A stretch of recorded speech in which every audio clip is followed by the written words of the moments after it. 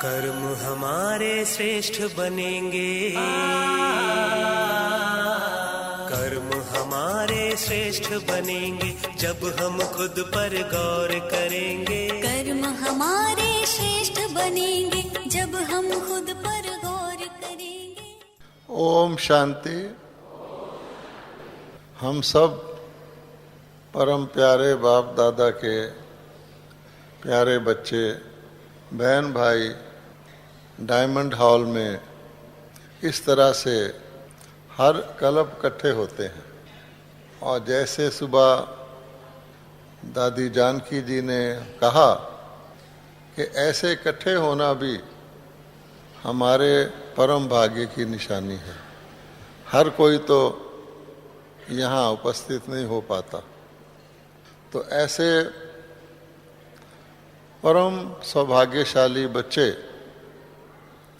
जब आपस में मिलते हैं तो क्या करेंगे और सिवाय बाबा के दिए हुए ज्ञान रत्नों से खेलने के। तो बहुत खुशी की बात है कि हम अनेक प्रकार के रंग बिरंगे जगमगाते ज्ञान रत्नों से या समझे कि गुणों के रत्नों से या शक्तियों के रत्नों से खेलते हैं। तो आज हम एक ऐसे विषय पर बातचीत करते हैं जिसका तल्लुक जो है हम आत्माओं के साथ सारे कल्प का है, क्योंकि ये सारा नाटक जो है ये कर्मों का ही खेल है।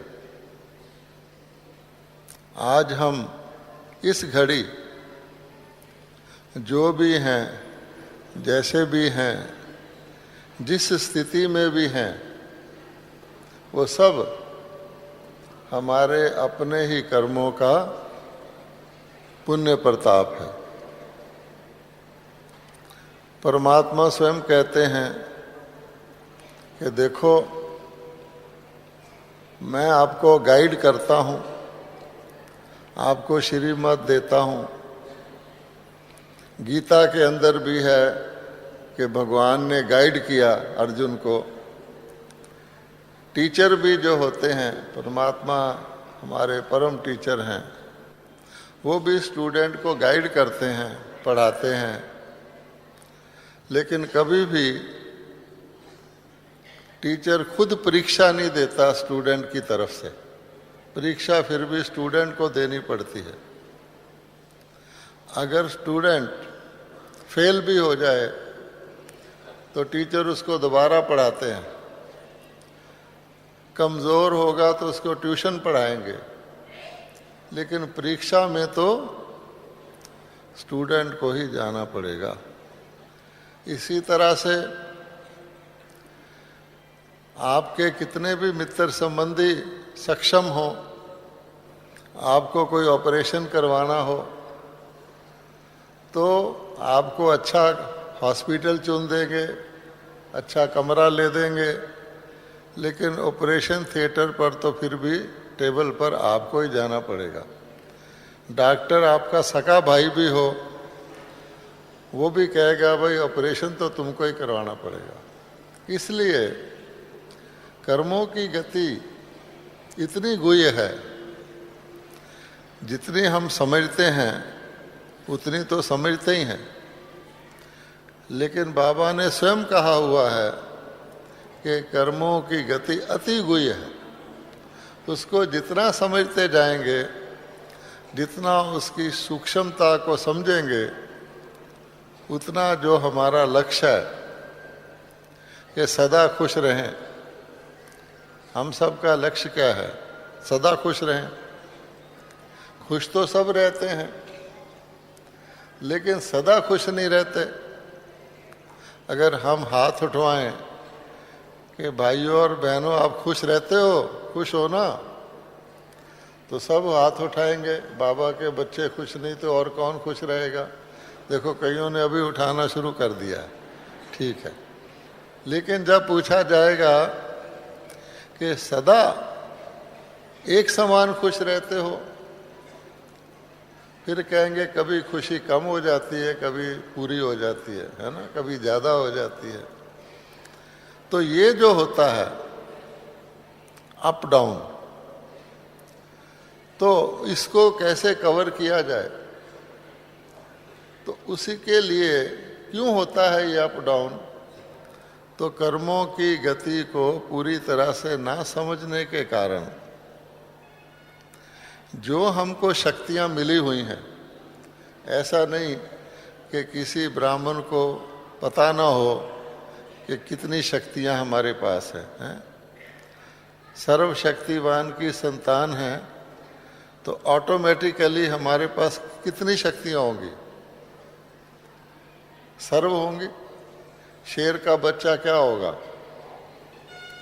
शेर का बच्चा गीदड़ होगा क्या? शेर का बच्चा तो शेर होगा। तो जैसे शेर में शक्ति है उसके बच्चे में भी होगी। अब भगवान ने हमें 5-7 दिन का भी बाबा का बच्चा होगा तो उसको अपना रियलाइजेशन हो जाएगा कि मेरे पास कम भी हो तो बाप की उंगली पकड़ लो तो क्या होगा? पिता की उंगली पकड़कर बच्चा किसी से नहीं डरता, पिता साथ है, ये तो हमें पता है। तो सारी शक्तियां होने के बावजूद, सारे गुणों का पता होने के बावजूद, सब स्टॉक हमारे पास होने के बावजूद, रोज मुरली के द्वारा उस स्टॉक को चाबी लगा के उस खजाने को देखकर खुश होने के बावजूद, फिर भी अगर कोई बच्चा बाबा का कहता है कि कभी कभी खुशी कम हो जाती है, या बड़े रॉयल ढंग से कहता है तो सही, पर जितनी होनी चाहिए ना उतनी नहीं है। वो कहता है कि मेरी तो और भी ज़्यादा इच्छा है। अच्छी बात है, मुबारक हो। फिर ऐसा क्यों होता है? तो आप देखेंगे कि उन चीज़ों को, उन निधियों को, उन अमूल्य खजानों को जो दुनिया में किसी के पास नहीं है, हमारे पास है। लोगों को तो कुछ पता ही नहीं है, और जो पता है वो रॉन्ग पता है।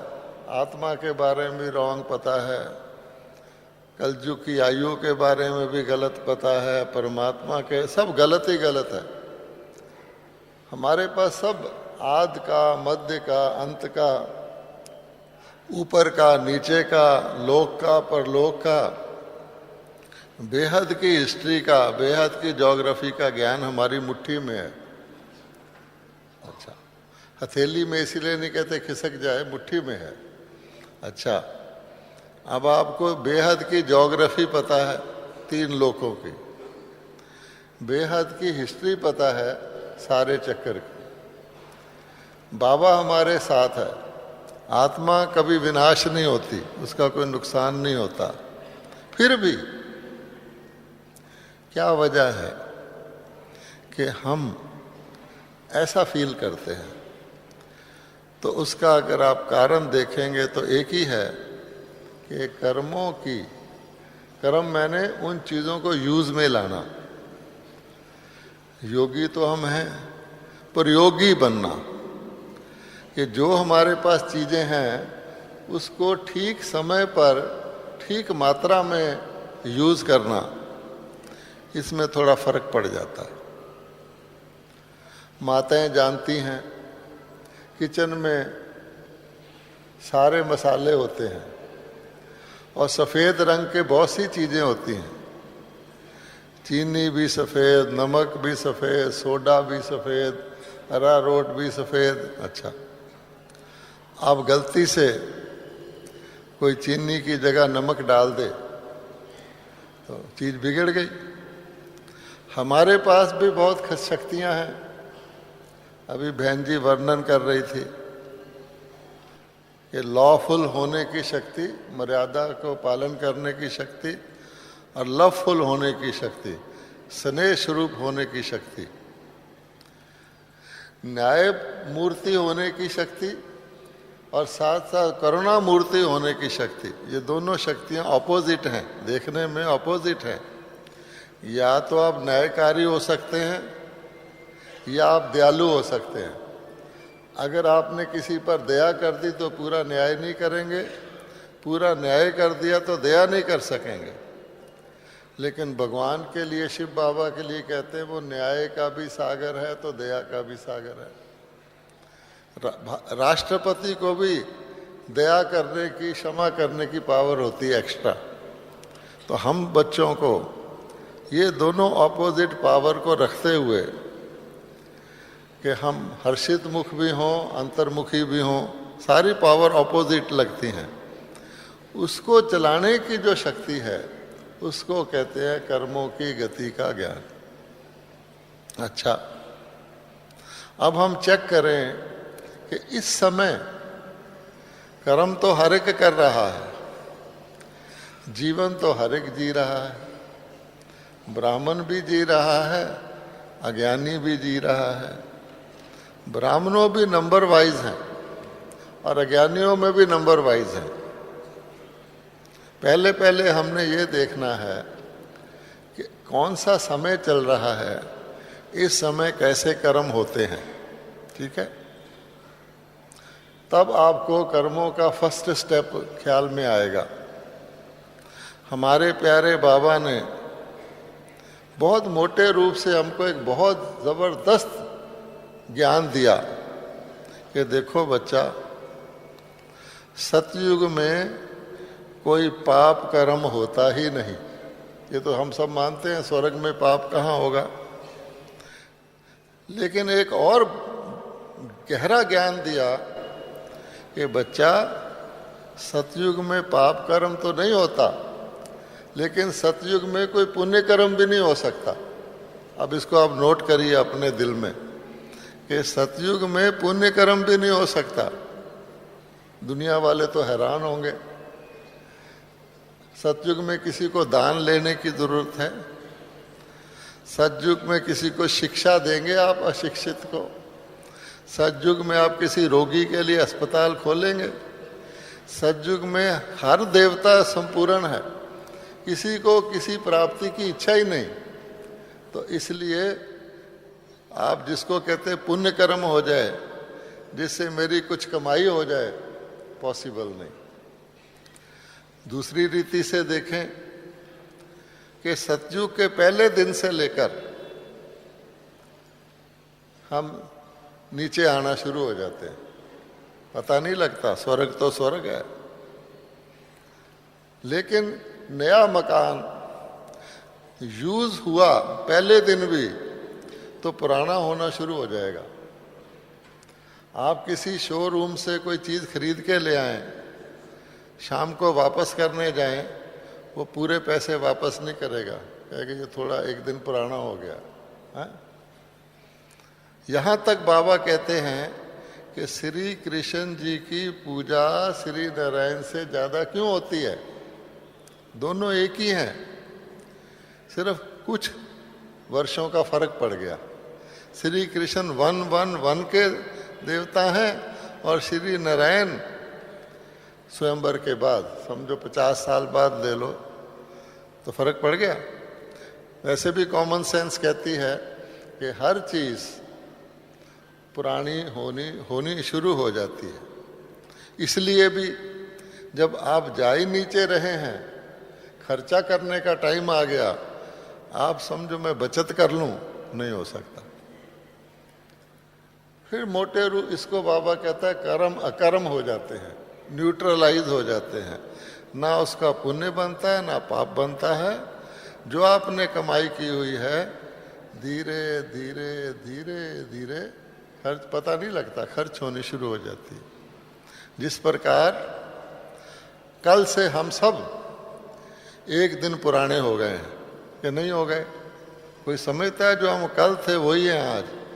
शीशा देखोगे तो आपको लगेगा वही हैं, मुस्कुराओगे। ये डायमंड हॉल भी कल से एक दिन पुराना हो गया, पता नहीं लगता। अच्छा, फिर बाबा कहते हैं चलो आपकी प्रारब्ध त्रेता तक चली, कोई दुख नहीं, कोई अशांति नहीं, कोई हॉस्पिटल नहीं, कोई उपद्रव नहीं, कोई अकाल मृत्यु नहीं, आप सब जानते हैं। जब द्वापर आ गया तो आपका जो था न्यूट्रल कर्म, अकर्म, वो खत्म हो गया, क्योंकि हमारी कमाई खत्म हो गई जो इकट्ठी की हुई थी। बादशाह का भी खजाना खर्चते जाओ, खत्म हो जाता है। फिर शुरू हुआ कर्म किया फल पाया, कर्म किया फल पाया, एक जन्म में ही। तो इसलिए अगर ऐसा भी होता कि एक महीने के अंत में आपका उतना ही खर्चा हो जितनी आमदन हो, तो भी आपकी सीधी कर्व रहती, नीचे नहीं जाती। लेकिन क्योंकि पुरानी दुनिया होनी शुरू हो गई, आत्मा पुरानी होनी शुरू हो गई, तो हम लाख कोशिश भी करें कि हम कम से कम खड़े तो रहें, तो भी हमको थोड़ा थोड़ा नीचे जाना शुरू हो जाएगा। उधार ज़्यादा यानी खर्चा ज़्यादा, कमाई कम, थोड़ी तो थोड़ा सा माइनस बैलेंस शुरू हो गया। अच्छा, जैसे आज की गवर्नमेंट को देख लो, अभी तक भी कीमतें अप हैं, टैक्स बहुत लगे हैं। पिछले 20 साल में गिनो तो टैक्स पर टैक्स पर टैक्स पर टैक्स पर टैक्स 20 साल में लगता ही रहा। अच्छा, कीमतें बढ़ती बढ़ती बढ़ती रही, फिर भी आज की लेवल में भी खड़े नहीं हो सकते। अगले साल फिर लगाएंगे। पिछला तो टाइट हो गया, क्योंकि नीचे जा रहे हैं, खर्चा बढ़ रहा है। इसी प्रकार से कोई व्यक्ति अपने शरीर को ही ले ले, उसकी युवा अवस्था गुजरने के बाद वो डॉक्टर भी हो तो भी अपनी बॉडी को उस लेवल पे, मैं 51 ईयर का हूँ, कायम नहीं रख सकता, नीचे जाएगा और स्टीपली जाएगा। इसलिए बाबा ने कहा कि द्वापर से लेकर कर्म विकर्म बनना शुरू हो जाता है और उसको आप रोक नहीं सकते। कलयुग के अंत में तो ये हाल हो जाता है कि हम पिछले कर्मों के बोझ के कारण इतने विकर्म करने शुरू कर देते हैं कि हमारे द्वारा दूसरे भी विकर्म करने शुरू कर देते हैं, और जिसका फल भी हमें मिलता है। क्योंकि अभी गीत बजा था कि आपको देखकर, श्रेष्ठ कर्म देखकर दूसरा श्रेष्ठ करे, तो भ्रष्ट कर्म देखकर दूसरा भ्रष्ट भी करेगा, गलत देखकर गलत भी करेगा। यहाँ तक कि कर्मों की गति इतनी उलझ जाती है, जैसे कोई सूत होता है, धागा सीधा हो तो सीधा सीधा चलता है, थोड़ा बहुत उलझ जाए तो आप उसको ठीक कर लेते हैं, तोड़कर गांठ लगा लेते हैं। अगर धागा इतना उलझ जाए कि उसको आप सुलझाने की कोशिश करें तो और उलझता जाए, तो क्या होगा? अब कलयुग में आप देखिए क्या हो रहा है। सतयुग में तो फूल ही फूल उगते थे। आप समझते हैं कि सतयुग में गुलाब के साथ कांटे होते होंगे? क्या ख्याल है आपका? वहाँ तो फूल ही उगते हैं, किसी को प्रोटेक्शन की ज़रूरत नहीं, किसी को बॉडी गार्ड की ज़रूरत नहीं, सिक्योरिटी गार्ड की ज़रूरत नहीं, तो फूल को कांटे की क्या ज़रूरत होगी? सीधी बात है। लेकिन कलयुग में तो फूल उगाना मुश्किल है, कांटे खूब उगते हैं। जैसे रेत के इलाके में एक पेड़ उगाना मुश्किल होता है, यहाँ तो अच्छे कर्म करने का एक तो मार्जिन ही नहीं है, और फिर इतना कॉम्प्लिकेटेड मामला है कि दिखाई ऐसे पड़ेगा कि जो खराब कर्म कर रहा है वो मौज कर रहा है, जो अच्छा कर्म कर रहा है उसको मुसीबत है। झूठ बोलो बच जाओ, सच बोलो फंस जाओ। बताइए, कर्म तो वही है, लेकिन धरती ऐसी गड़बड़ हो गई है कि उसमें कांटे तो अपने आप उग जाएंगे। आपको एक फूल उगाना पड़े तो क्लाइमेट कंट्रोल करो, इर्द गिर्द उसके कहीं से बाहर से मिट्टी लाओ, बहुत ध्यान रखो, जैसे दुबई में लोग करते हैं। या मकान की छत पे भी पौधे लगाते हैं, नेचुरल तो नहीं है। ऐसी परिस्थिति में तो लोग क्या देखते हैं, बोलते हैं देखो जी जो ये कर रहा है वो ये कर रहा है, उसकी बिल्डिंगें बन रही हैं, उसकी मोटरें मिल रही हैं, वो तो एयर कंडीशन में बैठा है, उसको मिनिस्टर बना दिया, और जो बेचारा सच बोल दाल रोटी मुश्किल है। तो क्या करेंगे, कहेंगे do in Rome as Romans do, जैसे लोग करते हैं वैसे ही करो, आसान रास्ता है, क्योंकि उतरने का रास्ता आसान होता है। आप कार का पेट्रोल भी बंद कर दो या साइकिल के पैडल मारना भी बंद कर दो तो खूब उतरते हैं, ये भूल जाते हैं, अपनाते हैं। फिर क्या होता है कि एक के कर्म से अनेकों का नुकसान होता है। अच्छा कर्म तो करना ही नहीं, बुरा तो करना है। आज भी मुरली में आया है कि ऐसा एक बम बनाते हैं जिससे कितना विनाश हो जाता है। अब आप देखिए, दो देशों में लड़ाई हो गई, नेताओं ने या गवर्नमेंट ने लड़ाई करी, मरता कौन है? द्वापर में सेना बाहर जाके लड़ती थी शहर के, जो जीतता था वो शहर को आके राज करता था। अब तो जनता मरती है। तो इसलिए जिस कर्म, अब बताओ कर्मों की गति किसी की क्या समझ में आएगी? वो कहेगा देखो कर्मों की गति यह है जो करेगा सो पाएगा, ठीक है। और कर्मों की गति जब तमो प्रधान हो जाती है तो करे कोई भरे कोई, ये हो जाता है। हो गया कन्फ्यूजन। असली कर्मों की गति है जो करेगा सो पाएगा, और भ्रष्ट कर्मों की गति क्या है?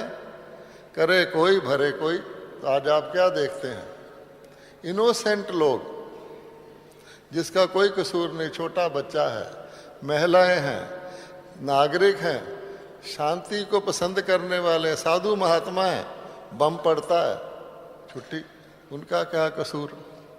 तब बाबा कहता है, इसको कहा जाता है खूने नाहक। खूने नाहक का क्या मतलब होता है? मर्डर ऑफ द इनोसेंट, कि जिसका कोई कसूर नहीं। तो ऐसे कर्म जो बेकसूरों का भी सत्यानाश कर दें, जो देश के देश बर्बाद कर दें, और जिसके लिए ऐसी तैयारी हो रही है, ये जो एटम बम, हाइड्रोजन बम है, किस लिए बनाए जा रहे हैं? कि सत्यानाश ही कर दे। ये कर्म भी तो कोई कर रहा है। आजकल के सिनेमा बनाने वाले देखो, टेलीविज़न बनाने वाले देखो, किस किस तरह के वो नाटक बनाते हैं कि बूढ़े बुजुर्गों को तो शर्म आती है इसको देखकर कि ऐसे नाटक हमारे देश में, इस तरह की चीज़ किस लिए? थोड़ा पैसा मिल जाता है। और कितने लोगों का चरित्र खराब करते हैं। कई बार तो अखबारों में आता है, इस व्यक्ति ने बैंक में डाका मारा फलाना नाटक देखकर। बताओ, तो ये भी कर्मों की गति है। तब बाबा ने आज कहा है कि जब घोर अंधेरा हो जाता है, ऐसे नहीं कि परमात्मा को किसी ने याद किया, परमात्मा आ गया, उसका दुख दूर कर दिया, या दुनिया के अभी दोपहर है तो परमात्मा आ गया, दोपहर में आएगा फिर सुबह कर देगा क्या? तो बाबा ने हमको पक्का ज्ञान दिया है कि जब घोर अंधेरा हो जाता है, कर्म घोर तमो प्रधान हो जाते हैं, जब मनुष्यों के बस का रहता ही नहीं, उस समय बाबा कहता है मैं ही आके कर्मों की गति का ज्ञान भी देता हूँ। और इस झूठ खंड को, जहाँ कहा जाता है झूठ तो झूठ सच की रत्ती भी नहीं, सचखंड स्वर्ग बनाता हूँ, जहाँ सच तो सच, झूठ का नाम निशान नहीं।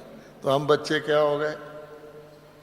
हम बच्चे पद्मा पदम पद्मा पदम भाग्यशाली हो गए कि हमें भगवान ने रास्ता दिया घोर सोजरा करने का। अब आते हैं हम अपने ऊपर कि अब हम इस झूठ खंड से, इस पार से उस पार जा रहे हैं।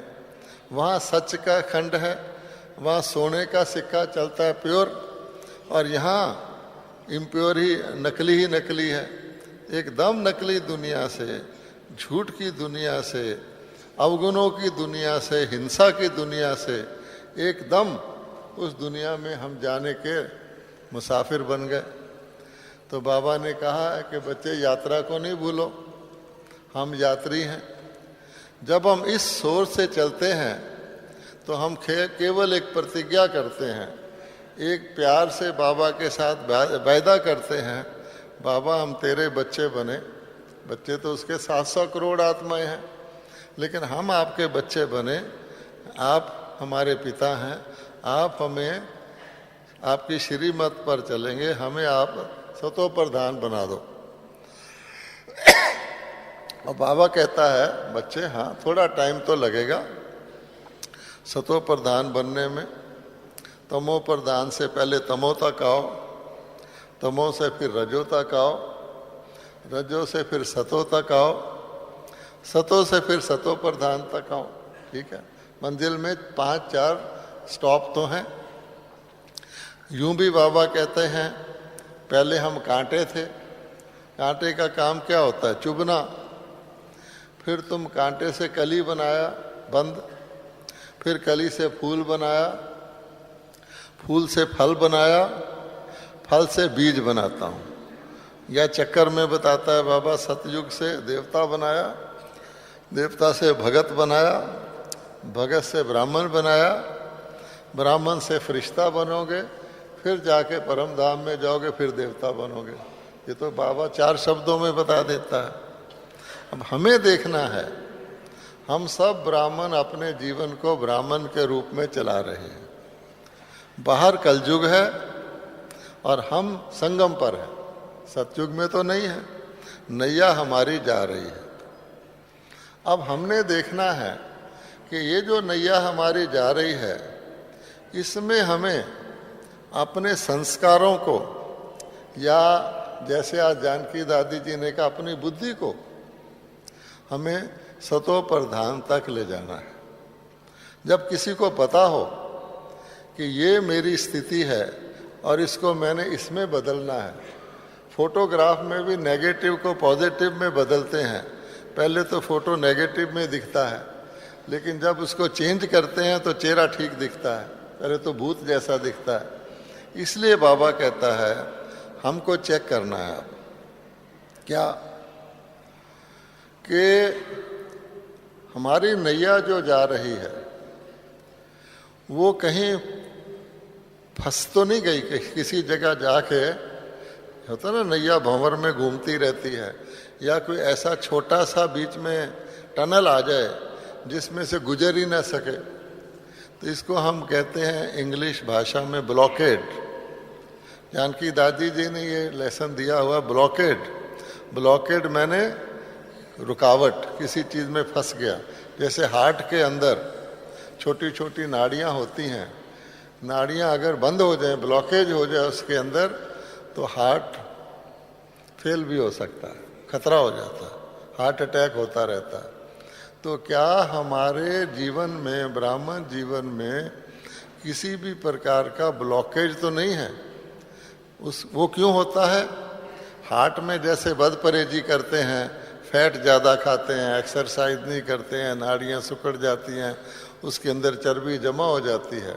तो ब्राह्मण को अपनी नैया को रोकना नहीं है और इस प्रकार का कोई डिसिप्लिन नहीं तोड़ना है हमको। जैसे डॉक्टर किसी को डिसिप्लिन बताता है दवाई करने का, तो मरीज रात को जागकर भी दवाई खाता है। बोलता है ये सुबह 4 बजे खाना खाली पेट तो खाता है, ये भोजन के बाद खाना तो खाता है, ये ऐसे करना, ये चीज़ नहीं खाना तो नहीं खाता है, बीमार समझ के। तो क्या हम ब्राह्मण अपने को बीमार समझते हैं, या हम समझते हैं हम ठीक ठाक हैं? तो फिर हम फंस जाएंगे। ठीक है ना? तो हमें ये देखना चाहिए, हम 84 में जन्म वाली आत्मा है, तो हमारे अंदर बहुत सारे रोग हैं, और रोगों के नाम तो मुझे बताने की ज़रूरत नहीं है, 5 रोग तो हैं ही, है ना? पहला रोग बॉडी कॉन्शियस है। अच्छा, अब इस ब्लॉकेज को, यानी कोई भी बद परहेजी करना, जिसको हम कहते हैं अन्न दोष और संग दोष, ये बद परहेजी है। अन्न दोष मैंने सिर्फ खाना नहीं, बल्कि कानों के अंदर सुनना, आँखों से देखना, ये भी अंदर जाता है। मुख से खाना, इसको परहेज करना है। जो ब्राह्मण जीवन का वो करना है। संग दोष मैंने कि पर मत के ऊपर चल के दूसरे को देखकर कोई और मत लेकर, गुरु मत, शास्त्र मत, सब से परहेज करके श्री मत पर चलना है। मेरा तो बाबा दूसरा ना कोई। यहाँ ब्राह्मण क्या करते हैं, मेरा तो बाबा दूसरे भी मेरे, तो फंस जाते हैं। हो गया बद परहेजी। अच्छा, अब ब्लॉकेज निकल गया, उसके बाद आता बॉन्डेज है। कोई भी व्यक्ति बंधन में नहीं, सिवाय रक्षा बंधन के कोई भी बंधन किसी को, ब्राह्मण को पसंद नहीं है। अब बॉन्डेज क्या है, तो हमें टेस्ट करना है कि हमें आत्माओं के साथ तोड़ निभाना है। ठीक है, तोड़ निभाने का मतलब यह है कि उनको भी अपने साथ लेके चलना है। हम अलग नहीं हैं, हमको अपने कर्म बंधन से आत्माएं मिली हैं साथ में। ऐसे भी नहीं कहना मेरी सास मर जाए तो मैं सुखरू हो जाऊं, क्योंकि ये बंधन के विरुद्ध है। जो भी मिला है, अच्छा मिला है, बुरा मिला है, अपना शरीर ही है। अब शरीर रोगी हो जाए तो कोई ये भी कहते हैं इससे तो छूट जाए, नहीं। कर्मों को यही काटना है, शक्ति से काटना है। तो हर प्रकार के बॉन्डेज, देह और देह के सर्व संबंध, उससे हमको अपनी ईश्वरी शक्ति से छूटना है। अच्छा, फिर तीसरी चीज आ जाती बोझ, जिसको हम कहते हैं बर्डन। सिर पे बहुत बड़ा बोझ है। कौन सा बोझ है? हमको 63 जन्मों का बोझ तो है ही, उधार का। अब उसको हम योग बल से काटते हैं। बाबा ने कहा योग, मेरे साथ योग लगाते रहोगे, मैं तुम्हें हर प्रकार के बंधन से, हर प्रकार के बोझ से, हर प्रकार की रुकावट से मुक्त करूँगा। अब ब्राह्मण क्या करते हैं, वो कहते हैं योग से होता तो है नहीं कुछ, दिखता तो है नहीं हमें, तो वो संसारिक ढंग से मेहनत के रास्ते में चले जाते हैं।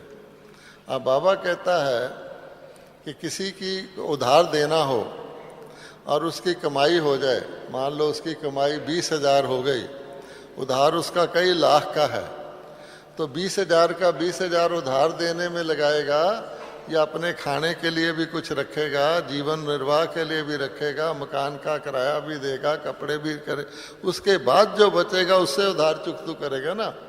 तो योग बल से हमारा कोई 100% कोई कहे कि मैं सारा योग बल उधार चुकतू करने में लगा दूं, ये नहीं होता। इस जीवन में भी जो हम टेढ़ा बांका फजूल खर्ची करते हैं उसमें भी योग बल वेस्ट जाता है। अगर हम बिल्कुल परफेक्ट चलें तो काफ़ी सारा योग बल हमारा बच के चले जाएगा। एक बार ब्रह्मा बाबा जब बॉडी में थे तो ब्रह्मा बाबा ने मुरली चलाई कि बच्चे योग बल से विक्रम विनाश होते हैं। तो मैं आबू पांडव भवन में था, मुझे थोड़ा बुखार था, तो मैंने कहा ठीक है योग बल से बुखार को ठीक करना है।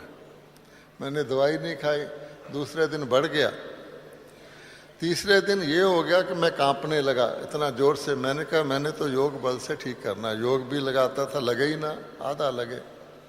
तो मैं कांपता कांपता ब्रह्मा बाबा के पास गया। मैंने कहा बाबा आपने कहा था योग बल से बीमारी ठीक होती है, मेरा तो ये हाल हो गया। तो बाबा ने कहा तुम बुद्धू हो, बाबा दवाई नहीं खाता क्या? मैंने कहा आप तो खाते हैं। तो फिर बाबा ने कहा तुमने कैसे समझा? फिर बाबा ने समझाया कि योग बल कई काम आता है, कुछ हिस्सा उसका इसमें भी ठीक कर सकता है, लेकिन दवाई तो आपको खानी है, नहीं तो फिर दुखी हो गए ज़्यादा। इसलिए कभी हमारे टांग में दर्द हो जाए हम योग की दृष्टि दे सकते हैं, लेकिन कोई ये समझे कि 100% योग बल से होगा, ये नहीं समझना चाहिए, क्योंकि हमारा योग बल कई काम आता है, करंट खर्चे में भी आता है, शक्ति बढ़ाता है। अच्छा, अब बोझ भी उतर गया। फिर एक और जैसे रेस होती है ना, उसमें कई प्रकार के ऑब्स्टेकल रेस होती है, कई प्रकार के बैरियर आते हैं। तो फिर अगली जो स्टेप आता है वो बैरियर आता है। बैरियर माने अगला रुकावट पैदा कर देता है। आप दौड़ रहे हैं, कश्ती चला रहे हैं, आगे जाके आपको लगेगा कि एक ऐसा पहाड़ आ गया। अब ये बैरियर क्यों आते हैं? तो आप देखेंगे कि हमारी विशेषताएं हमारी कमजोरियों का तो हम ध्यान रखते हैं, जो हमारी विशेषताएं हैं वो हमारी कमजोरियां बन के हमारे आगे रुकावट खड़ी कर देती हैं। मान लो कि आपको बहुत अच्छा गीत गाना आता है। अच्छा, सबको पता है कि इसको बहुत अच्छा गीत गाना आता है, और बीच में कहते भी हैं भाई आप गीत सुनाओ, क्योंकि गीत गाने वाले को सब पसंद करेंगे। लेकिन आप निमित्त बन के वो गीत नहीं सुनाते कि बाबा ने मुझे शक्ति दी है। दादी ने भी कहा था हर चीज़ को समझो, बाबा को सरेंडर करो, बाबा का दिया हुआ प्रसाद है, मैं बीच में नहीं लाओ। तो अगर तो आप उस तरह गीत गाते हैं, आपको किसी ने कहा गा लो तो ठीक है, किसी दूसरे को कहा गा दो तो भी ठीक है, नहीं कहा तो भी ठीक है, तो आपकी वो विशेषता आपके कंट्रोल में है, आपके रास्ते में बैरियर नहीं बनेगी। लेकिन मान लो आपको ये कभी ख्याल आ जाए मैं बहुत अच्छा गीत गाती हूँ या गाता हूँ, और सभा में कोई कहे कि दूसरे को बुला ले कि तुम गीत गाओ, तो मेरे मन में आए देखो किसको बुला लिया, उसको तो गीत गाना भी नहीं आया, मुझे तो बुलाया ही नहीं, इससे अच्छा तो मैं गाती। तो संकल्प चला आपका। अच्छा, उन्होंने पता नहीं किस कारण से उसको बुलाया हो कि चलो नया है, उसको कोई कारण हो सकता है, पर मेरे अंदर तो मेरी विशेषता का संकल्प चला ना, क्यों चला। अच्छा, अब क्या होगा कि आपको अच्छा कोई काम करना आता है, भाषण करना आता है, कुछ भी खाना ही बनाना आता है अच्छा, तो दूसरे ईर्ष्या हो जाएगी बाकियों को, वो कहेंगे अच्छा ऐसा तरीका निकालो जो ये इसकी सेवा काम में ही नहीं आए। हैं, कोई धन देने वाला है, धन देता गुप्त से तो किसी को पता नहीं लगेगा, वो ओपनली धन देना शुरू कर दे और कहे कि देखो मैं तो दादी के हाथ में ही लिफाफा दूंगा, 6 जने देखें, तो धीरे धीरे बाकियों को भी ईर्ष्या आ जाएगी। तो किसी भी प्रकार का अभिमान अगर पैदा हुआ तो दूसरे ईर्ष्या करके आपके रास्ते में बैरियर लगा देंगे, कोशिश करेंगे कि आपको वो चांस ना मिले। हमने कई बार देखा है, एक अच्छा गाने वाला गा रहा है, सब ताली बजा रहे हैं, दूसरा आ गया, उसने उससे भी अच्छा गाया, वो उदास हो गया। क्यों हो गया भाई तुम उदास? तो हमको तो न्यूट्रल रहना है ना, इसलिए हम अपने लिए अच्छे ड्रेस पहन लिया। अच्छा, आप देखोगे कोई सेंटर वाले महंगा कपड़े का पर्दा ही लगा लें तो सब सेंटर उसको कॉपी करके पर्दा लगाना शुरू कर देंगे, क्योंकि है तो बंदरों की सेना, देवता बन रहे हैं। कभी कभी बंदर का संस्कार आएगा तो कॉपी करना शुरू कर देंगे, अच्छी बात की कम करेंगे, दूसरी ज़्यादा करेंगे, इसको क्यों बैठा दिया, ये फलाना कौन है। तो तब बाबा कहता है ऐसे उंगली करना परमात्मा के सिस्टम में डाउट करना है, संशयात्मक बनना है। आज छोटी चीज़ में डाउट करोगे, क्यों क्या कैसे, कल बड़ी में भी करो, तो बैरियर भी ये ख़त्म किया जाए। तब बाबा कहता है आप ब्रिज बन सकते हैं, अर्थात ऐसा पुल, कहते हैं ना बंदरों ने पुल बनाया था, तो वो पुल बना सकते हैं परमात्मा के पास पहुंचने का। तो कहने का भाव क्या है, हम चेक करें, मुझे अपने ब्राह्मण जीवन में कभी झूठ तो नहीं बोलना पड़ता। आपको कोई फांसी लगाने वाला नहीं, अगर कोई गलती हो भी जाए, मान लो किचन में गए, कोई थाली उलट दी, कोई पतीला उलट दिया, दूध सारा गिर गया। अच्छा, किसी ने पूछा तुमने गिराया है? आपके पास 2 ऑप्शन है, कह दो मैंने नहीं गिराया, बच जाओगे, कह दो मैंने गिराया तो सुनना पड़ेगा। तो आप क्या चूज करते हैं? जाना हमने सतयुग में है, तो छोटी बात या बड़ी बात, कोई ये क्लास में क्यों लेट आए, मुझे बाथरूम खाली नहीं था, अच्छा बहाना। तो झूठ बोलना, जाना सतयुग में है, संस्कार सतयुग के बनाने हैं। थोड़ी सी भी सच्चाई की कीमत देनी पड़ जाए तो नहीं देना। एक बार एक बच्चा स्कूल में था, उसने कहा मास्टर जी मुझे छुट्टी दे दो। उन्होंने क्या, क्यों छुट्टी दे दूं? बोला वैसे ही मेरा आज मूड नहीं है, आप मुझे छुट्टी दे दो। तो मास्टर जी ने कहा जाके बैठ जाओ, कोई छुट्टी वुट्टी नहीं मिलनी। तो बच्चा कलजुगी बोल पड़ा, देखो मास्टर जी मैं कहता मेरे पेट में दर्द है, आप छुट्टी दे देते।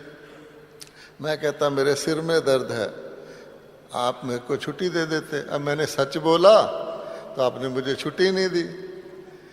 उसने कहा देखो, सच बोलने को कीमत भी देनी पड़ती है। अगर सच और झूठ एक ही भाव चले तो सब सच बोलें। तो हम ब्राह्मणों को ये देखना है, हमने सतयुग में जाना है, कुछ भी हो जाए मुझे झूठ जिंदगी में नहीं बोलना, तब आपको शक्ति आएगी। अच्छा, बहानेबाजी, ये तो बाबा ही कहते हैं मुरलियों में, ब्राह्मणों को सबसे ज़्यादा कौन सी बाजी आती है? बहानेबाजी। जरा सी बात में बहाना कर दो, होगा आलस, होगा अलबेलापन, होगी सुस्ती, होगी लापरवाही, बहाना लगा देंगे, ऐसा हो गया जी, ट्रैफिक ज़्यादा हो गया था इसलिए मैं लेट हो गया, मैंने सोचा चलो लेट हो गया, जाना ही कि नहीं है, क्लास में क्यों नहीं आए, मेरा योग लगता ही नहीं, मैंने कहा ऐसे औरों का भी वाइब्रेशन खराब करूँगा, मैं सो जाता हूँ। बहानेबाजी है।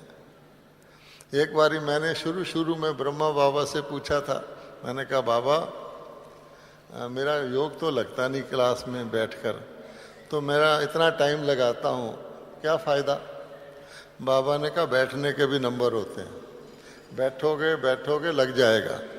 और आप देखोगे गाँव में कुएं के पास जो पत्थर होता है उस पर मिट्टी का घड़ा रखते रखते मिट्टी का घड़ा भी उसमें गड्ढा कर देता है। तो ये तो फैक्ट है ना, किसी चीज़ का अभ्यास करना पड़ता है। एकदम तो म्यूज़िक बजाने वाला हारमोनियम नहीं बजा लेता। तो इसलिए बहानेबाजी भी हमें नहीं करनी। दिखावा कि कुछ है उससे ज़्यादा मेरा लगे हैं, वो कोशिश करना। फ़ोटो हो रहा है तो मैं अपनी गर्दन सबसे आगे धक्का मार के निकालूं कि मेरा फ़ोटो आ जाए हैं। ये सब चीज़ें जो है बनावट करना या कुछ भी है। ये ताली किस खुशी में बजा रहे हैं कि ऐसा करते हैं? अच्छा कोई बात नहीं। अच्छा, तो हमें तो देखना है कि जो नेचुरल है, क्योंकि सेल्फ रियलाइजेशन मैंने हमें ये भी पता हम क्या हैं, ये भी पता हम क्या थे और एम रखे हमें क्या बनना है। तो कहने का भाव ये है, जो सिक्का सतयुग में चलता है वो सिक्का हमें इकट्ठा करना है, और जो सिक्का सतयुग में नहीं चलता वो हमें एकदम उसका त्याग कर देना है। तो इसलिए सादा रहो। सादा रहोगे, सादगी में आपके साथ कोई कंपटीशन नहीं कर सकता। फैशन में कंपटीशन कर लेंगे, सादगी में कोई कंपटीशन नहीं। तो भगवान को कौन से बच्चे चाहिए? सादा, ऊपर से भी सादा, अंदर से भी सादा। अब मान लो अभिमान है, आपको 5 विकारों का तो पता है। अभिमान एक ऐसा सूक्ष्म विकार है कि आपको इस बात का भी अभिमान हो सकता है कि मुझे कोई अभिमान नहीं है, मैं इतना निर्माण हूँ, समझा? तो अपनी सेल्फ रिस्पेक्ट भी रखना है। ऐसे नहीं कि जहाँ सेल्फ रिस्पेक्ट में रहना है वहाँ नानक नीच बन जाए, नहीं जी नहीं जी नहीं। तो वो भी फिर बादशाही कैसे लोगे? फिर वहाँ भी दास दासी का पाठ अच्छा लगेगा। तो जिस समय जो चीज़ जितनी मात्रा में चाहिए उसको करना, उससे थोड़ी ज़्यादा भी ना हो, थोड़ी कम भी ना हो। बोलने में भी स्नेह भी चाहिए और शक्ति भी चाहिए, लेकिन कितना % स्नेह डालना है, कितने % शक्ति डालनी। जैसे चावल बनाते हैं, पानी ज़्यादा डाल दो तो कुछ और बन जाएगा। इसी प्रकार से सारे दिन में ज्ञान बड़ा सहज है। बाबा कहता अपने साइज़ की ड्रेस इजीली पहनी जा सकती है। थोड़ी टाइट होगी तो भी तंग करेगी, लूज़ होगी तो भी पाँव फंसेगा। लेकिन यही हमारा आर्ट है कि जो हम मुरली में सीखते हैं, जो दिनचर्या बाबा ने बनाई है। मम्मा तो कहती थी नहाने के लिए भी जितना पानी इकोनॉमिकली यूज़ करोगे, ये नहीं पानी फ्री है, लेकिन मेरे संस्कार कैसे बन रहे हैं, उतना फिर संकल्पों में भी इकोनॉमी आएगी। जितना अप्रोप्रिएटली कोई काम करोगे वो सारी लाइफ में रिफ्लेक्ट होगा। तो कहने का भाव है, इसके लिए अपने मन को साधना पड़ता है। बाबा ने यही कहा है लास्ट मुरली में भी कि मन पर कंट्रोल करना है। हम सब के मन कितने जन्मों से आउट ऑफ कंट्रोल है, हमारा कसूर नहीं है। और आज का ज़माना तो और भी आउट ऑफ कंट्रोल में सब चीज़ चलती है, कंट्रोल वाला तो फंसा ही रहेगा। लेकिन हमें अपने मन को, उसके लिए बाबा ने एक्सरसाइज बताई है कि अपने आप अपने टीचर बनकर, आजकल कोई किसी से शिक्षा लेना भी पसंद नहीं करता, अपने आप अपने शिक्षक बन के अपने मन को 5 अवस्थाओं में लगाओ, बार बार लगाओ, रात को लगाओ तो धीरे धीरे कंट्रोल के नज़दीक तो आएगा ना, फिर कंट्रोल भी होना शुरू हो जाएगा। ठीक है, ओम शांति।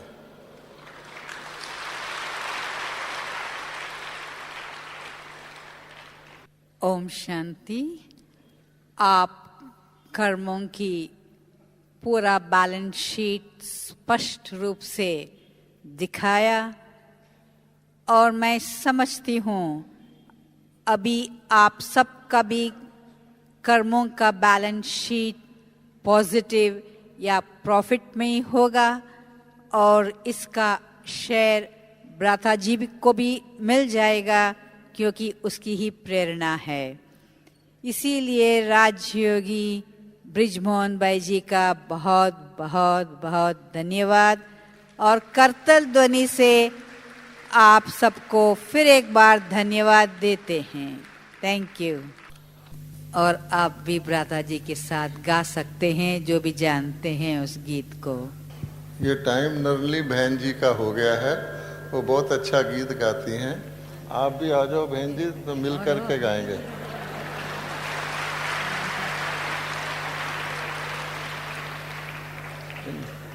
ये गीत कर्मों की गति का है, तो कर्मों का क्योंकि विषय था, तो एक लाइन मैं गाऊंगा, फिर एक लाइन बहन जी गाएंगी। आप चाहें तो उसको पिकअप करके गा सकते हैं, ठीक है। और यहाँ कंपटीशन तो होता ही नहीं, इसलिए कोई फर्क नहीं पड़ता। ये कर्मों की गति का गीत है, उर्दू भाषा में है।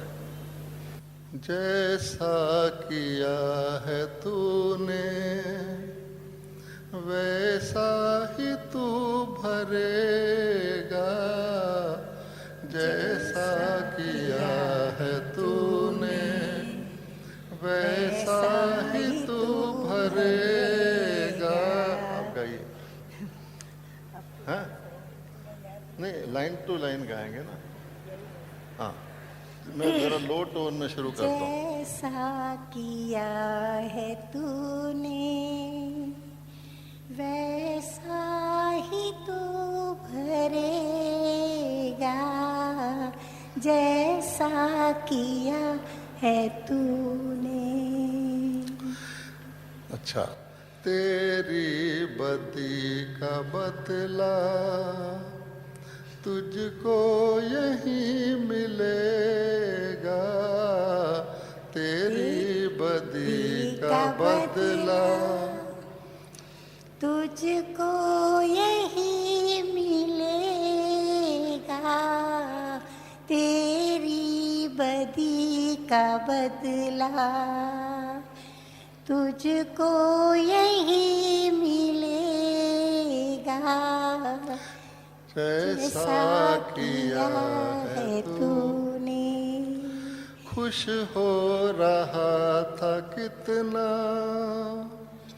औरों को तू सता के, खुश हो रहा था कितना औरों को तू सता के,